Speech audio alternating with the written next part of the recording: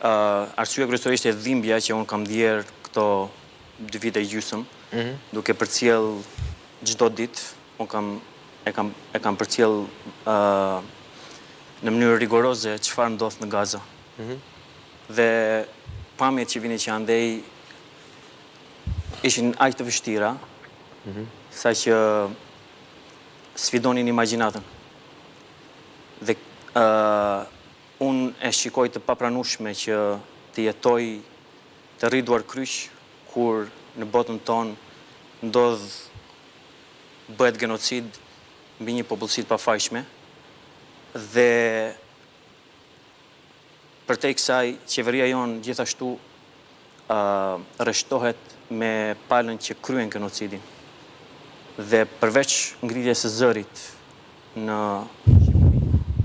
e pashtë arsyeshme që të bëj diçka edhe me trupin tim, fizikisht, duke ju bashkuar flotiljas për në Gaza. Edhe një pyetje që lidhet me përjetimin që ti pate atje, pastaj e bëjmë debatin pastaj pak më temi pak më të fortë. Por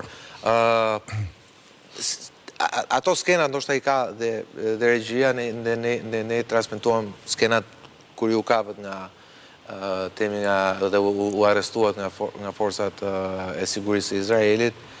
Ajo është një gjë, pastaj mënyra se sillet një ministër është temi një gjë tjetër, po pse situata degradoi në atë pikë?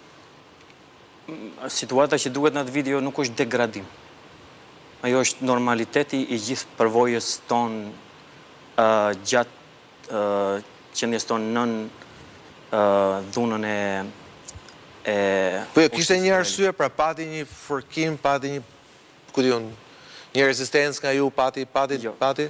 Ajo ishte, domethënë, në atë çadrën ku jemi aty, ishim të gjithë të lidhur me kokën poshtë, një pjesë e mirë duke u luritur dhe duke kërkuar doktora, sepse kishte shumë të rrahur mes nesh, shumë prej cilëve ishin me fraktura.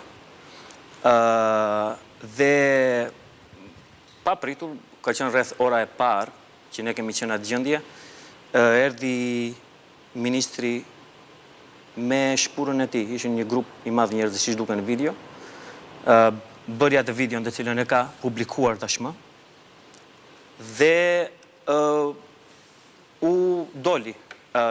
Vuajtjet dhe dhuna konstante vazhdoi dhe pas ikjes së ministrit. Biles do thoja që gjatë prezencës së ministrit nuk është se pati shumë dhunë. Nuk pati përveç